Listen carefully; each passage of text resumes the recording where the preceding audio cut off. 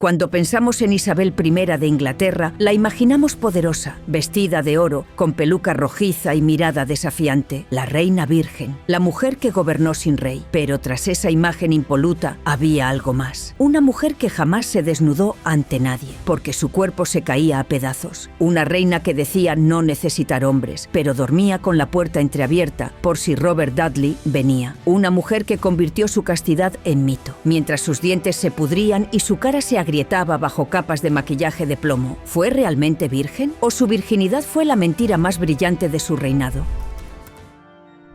Isabel Tudor nació el 7 de septiembre de 1533. Su nacimiento fue una decepción. Todos esperaban un heredero varón, pero llegó una niña. Una niña que, desde la cuna, fue símbolo de fracaso. Era hija de Enrique VIII y de su segunda esposa, Ana Bolena, una reina amada y luego odiada. Cuando Isabel tenía solo 2 años y 8 meses, su madre fue arrestada, acusada de adulterio, incesto y traición. El 19 de mayo de 1536, Ana Bolena fue decapitada. Isabel ni siquiera alcanzaba los 3 años cuando su mundo se vino abajo. Su título de princesa fue revocado. Fue declarada bastarda. Su propio padre, el rey, la repudió. Isabel pasó de ser heredera al trono a ser una niña sin madre, sin lugar, sin voz. Las cortesanas la llamaban la bastarda, la hija de la ramera. Incluso circulaba entre los criados el apodo cruel de la pequeña ramera. Isabel creció aprendiendo que su propio cuerpo, el de una mujer, era motivo de vergüenza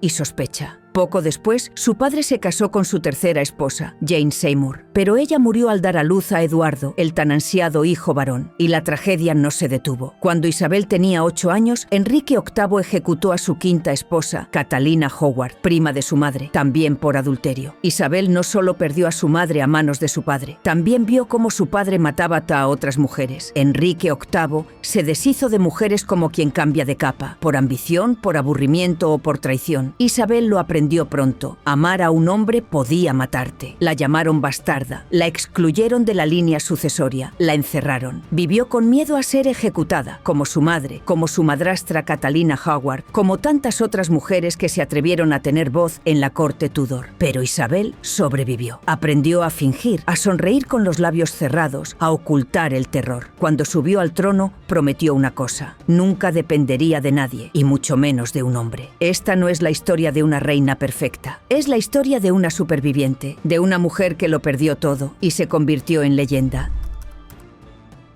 Cuando Enrique VIII murió en 1547, Isabel tenía 13 años. Fue acogida por la viuda del rey, Catalina Parr, su sexta y última esposa. Isabel y su madrastra se llevaban fenomenal. Isabel admiraba a Catherine. Parecía un nuevo comienzo. Pero entonces, algo más oscuro ocurrió. Catalina Parr se casó con Thomas Seymour, tío del joven rey Eduardo VI. Se casaron 6 meses después de la muerte de Enrique. Thomas, según relatos de algunos testigos, comenzó a acosar a Isabel. Entraba en su habitación al amanecer, la abrazaba, le hacía cosquillas, le cortaba la ropa jugando, a veces incluso delante de su esposa. Isabel tenía solo 14 años. No hay pruebas de que llegara a producirse una violación, pero los testimonios indican claramente una conducta inadecuada. El escándalo fue tal que Catalina Parr envió a Isabel lejos de su casa y murió poco después, durante el parto. Ese fue el entorno en el que creció la futura reina de Inglaterra, rodeada de intriga, humillación y traición, traumas que marcarían para siempre su forma de relacionarse con los hombres y con el poder. Porque Isabel no aprendió a amar, aprendió a sobrevivir. Desde niña entendió que el amor no era refugio, sino amenaza. Cuando ascendió al trono, sabía que el matrimonio la haría vulnerable. Un marido significaba perder poder y quizás perder la cabeza.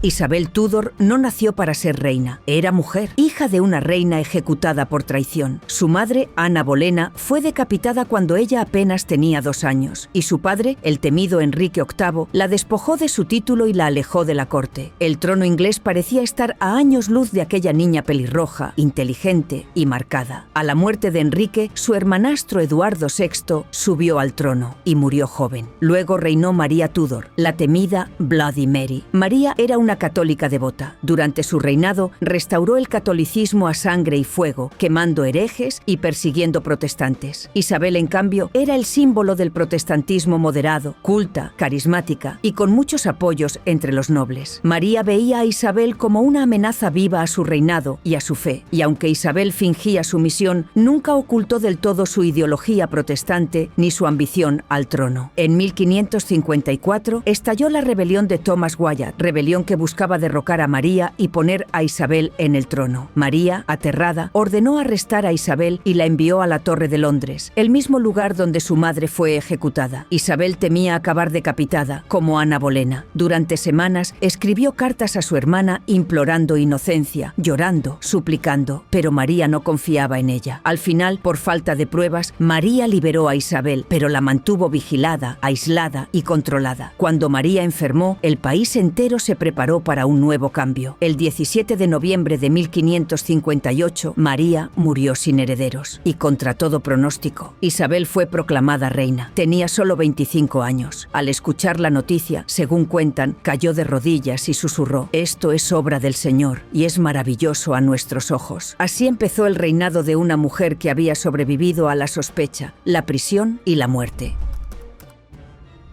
Isabel no heredó un trono estable ni una Inglaterra poderosa. Cuando subió al poder en 1558, tras la muerte de su hermanastra María Tudor, el país estaba dividido por la religión, debilitado económicamente y rodeado de potencias hostiles. Pero en poco más de 40 años, Isabel transformó ese escenario, convirtió a Inglaterra en una potencia marítima, consolidó el protestantismo y tejió una red diplomática tan hábil como peligrosa. Le llamaban la Reina Virgen. Pero eso era más propaganda que realidad. Isabel rechazó todas las propuestas de matrimonio, incluso la del poderoso Felipe II de España. ¿Por qué? Porque entendió lo que ninguna reina antes había comprendido del todo, que casarse no solo significaba perder poder, sino también subordinarse a un rey extranjero o a una nobleza inglesa ambiciosa. Su celibato fue una decisión profundamente política, no romántica. Le permitió gobernar sola, como símbolo nacional, y usar las promesas de matrimonio como herramienta diplomática, sin ceder jamás el control. Durante su reinado supo equilibrar a los sectores religiosos enfrentados. Era protestante, pero no fanática. De hecho, su famosa frase «no quiero hacer ventanas en las almas de los hombres» resume su tolerancia pragmática. No quería inquisiciones ni guerras religiosas como las que devastaban Europa. Su gran momento llegó en 1588. Felipe II, harto de las incursiones de los corsarios ingleses en sus territorios coloniales, decide lanzar un ataque brutal contra Isabel. Su antiguo pretendiente convertido en enemigo lanzó contra ella la poderosa Armada Invencible. La amenaza era enorme. España era la mayor potencia del mundo, pero el clima, las tácticas inglesas y una flota más ágil hicieron el milagro. Inglaterra no solo sobrevivió, humilló a España y se consolidó como una fuerte potencia marítima. Isabel, que no era una reina guerrera pero sí una oradora nata, pronunció en ese contexto uno de sus discursos más legendarios frente a sus tropas en Tilbury. «Sé que tengo el cuerpo débil de una mujer, pero tengo el corazón y el estómago de un rey, y de un rey de Inglaterra». Bajo su reinado se sentaron las bases del Imperio Británico. Se impulsó la exploración naval, floreció el comercio y surgieron figuras como Francis Drake o Walter Raleigh. También fue la era de Shakespeare, Marlowe y el auge del teatro isabelino. Isabel no solo dirigía la política exterior, controlaba el mensaje, la imagen, la propaganda. Fue, en muchos sentidos, la primera monarca moderna. Isabel y María Estuardo, reina de Escocia, eran primas, pero también enemigas naturales. Dos mujeres, dos coronas enfrentadas por la religión y por el trono de Inglaterra. María Estuardo había pasado gran parte de su vida en Francia. Se crió en la corte más refinada de Europa y llegó a ser reina consorte de Francia antes de cumplir los 17 años. Pero tras enviudar con 18 años, volvió a Escocia y allí se encontró con un reino dividido entre católicos y protestantes. A pesar de su fe católica, María intentó gobernar Escocia con diplomacia, pero las tensiones religiosas eran inevitables. En 1565 se casó en segundas nupcias con Henry Darnley, un noble con sangre Tudor, lo que fortalecía aún más su derecho al trono inglés. Pero el matrimonio fue un desastre. Darnley era violento y ambicioso. Poco después, apareció asesinado en circunstancias sospechosas. Todo apuntaba a un complot de María y su amante el conde Bothwell, con el que se casó rápidamente tras el crimen. Eso fue la gota que colmó el vaso. La nobleza escocesa se volvió contra ella. La acusaban de haber conspirado contra el rey consorte, su propio marido. María tuvo que huir de las tensiones de la corte. Se refugió en Inglaterra, buscando la protección de su prima Isabel, pero Isabel sabía que María tenía un fuerte reclamo al trono inglés y que su presencia era un peligro constante. En vez de ayudarla, la mantuvo cautiva durante 19 años. La gota final llegó en 1586, la conspiración de Babington. Un grupo de católicos planeó asesinar a Isabel y colocaron a María como figura central. Isabel dudó, pero cuando su espía, Francis Walsingham, interceptó una carta escrita por María aprobando el plan, y ahí ya no hubo marcha atrás. El 8 de febrero de 1587, María Estuardo fue decapitada en el castillo de Fotheringhay, una reina ejecutando a otra. Un crimen político que dejó a Isabel marcada para siempre. María murió como mártir para los católicos. Isabel sobrevivió, pero a un precio muy alto. Durante décadas, la reina Isabel I estuvo rodeada de un solo hombre en especial, Robert Dudley. Lo nombró su maestro de caballería, lo colmó de favores y pasó con él más tiempo que con nadie. Pero, ¿fueron amantes o simplemente amigos íntimos? Lo que está documentado es que Isabel y Dudley se conocían desde la infancia. Eran cercanos, confiaban plenamente el uno en el otro y durante los primeros años del reinado, ella lo tenía constantemente a su lado, incluso en sus aposentos privados, algo muy inusual. El embajador español de la época escribió que Isabel estaba locamente enamorada de él, y muchos en la corte creían que, si Dudley no hubiera estado casado, se habrían casado ellos dos. Pero aquí es donde comienzan los rumores. En 1560, la esposa de Dudley, Amy Robsart, murió tras caer por unas escaleras en circunstancias sospechosas. Aunque se dictaminó oficialmente que fue un accidente, la opinión pública no perdonó. Muchos pensaron que Dudley quería deshacerse de su esposa para casarse con la reina. Isabel, preocupada por el escándalo, nunca se casó con él. Siguieron siendo cercanos y él siguió siendo su favorito. Pero no hay pruebas concluyentes de que fueran amantes. Eso sí, compartían cartas constantes, miradas íntimas y una confianza total. Cuando Dudley murió en 1588, Isabel guardó su última carta en una cajita privada. La encontró su secretaria después de la muerte de la reina, con una sola nota. Su última carta. Nunca la quise destruir. ¿Fueron amantes? No lo sabemos con certeza. Pero sí sabemos esto: nadie ocupó el corazón de Isabel como Robert Dudley.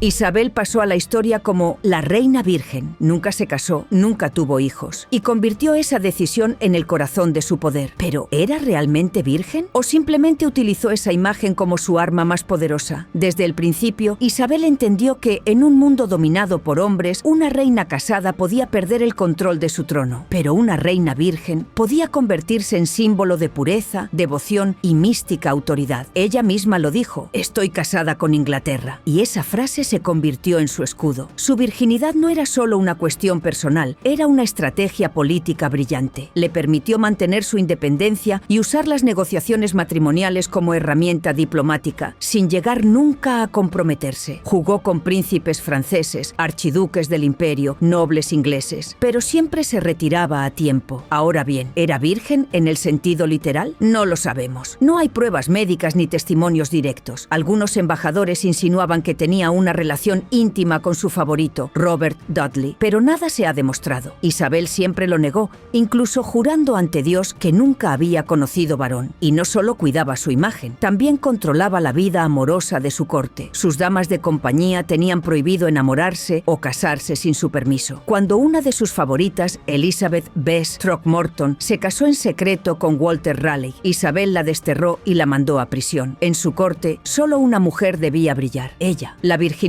de Isabel fue mucho más que una cuestión íntima. Fue su marca, su bandera, su mito. Durante décadas, Isabel fue símbolo de poder, elegancia y control absoluto. Pero tras el mito de la reina virgen, su cuerpo iba desmoronándose lentamente, y ella hizo todo lo posible por ocultarlo. Con el paso de los años, su piel comenzó a cubrirse de marcas, manchas y cicatrices, probablemente por el uso de maquillaje con base de plomo, la famosa ceruse, mezcla de vinagre y plomo blanco, que blanqueaba la piel pero era altamente tóxica. Isabel insistía en mantener su rostro blanco como la porcelana, aunque eso la estuviera envenenando poco a poco. Su dentadura también se deterioró gravemente. Amaba los dulces, especialmente los caramelos de azúcar traídos de ultramar, un producto aún exótico en su época. Las crónicas cuentan que tenía los dientes negros, podridos y un aliento insoportable. A eso se sumó la caída del cabello. Tras padecer viruela en 1562, enfermedad que casi la mata, Isabel perdió parte de su pelo y de sus cejas, lo que la obligó a usar pelucas rojizas, cejas postizas y pesadas capas de maquillaje. En sus últimos años ya no permitía que la vieran sin arreglar. Solo sus sirvientas más cercanas podían acercarse a ella mientras se transformaba en la reina gloriana. Isabel murió el 24 de marzo de 1603, a los 69 años, tras más de 4 décadas en el trono. Sus últimos días fueron sombríos. Tras la muerte de varios de sus consejeros y amigos cercanos, Isabel se sumió en un silencio profundo. Se negaba a acostarse, como si supiera que, al cerrar los ojos, no volvería a despertar. Pasaba las horas sentada en una almohada sobre el suelo, inmóvil, con los ojos perdidos. No hablaba, no comía, no quería ver a nadie. Cuando sus sirvientes intentaron acostarla, ella se resistió con fuerza, como si rendirse a la cama fuera rendirse a la muerte. Finalmente, cayó en un estado de semi-inconsciencia. Rodeada por sus damas, murió sin dejar herederos, sin marido, sin hijos. Pero no murió como una reina común, murió como un mito. Con su muerte se extinguió la dinastía Tudor, la más turbulenta y fascinante de la historia inglesa. Le sucedió Jacobo VI Escocia, hijo de María Estuardo, la mujer que ella había mandado ejecutar. Isabel fue enterrada en la abadía de Westminster, junto a su hermana María Tudor. En la lápida se lee: consortes in trono et túmulo, compañeras en el trono y en la tumba. Y aunque su cuerpo se descompuso como el de cualquier mortal, su leyenda no lo hizo. Durante 44 años reinó sola, en un mundo de hombres, enfrentando guerras, traiciones y enemigos. Construyó una Inglaterra fuerte, unida, y forjó un nuevo ideal de realeza, el de la soberana intocable, divina, temida y adorada. Isabel I no necesitó ser esposa ni madre para dejar su huella. Ella fue el Estado, ella fue el espectáculo, ella fue la reina. Si te apasiona la historia oculta detrás de estas grandes mujeres, suscríbete y descubre más secretos del pasado que cambiaron el mundo.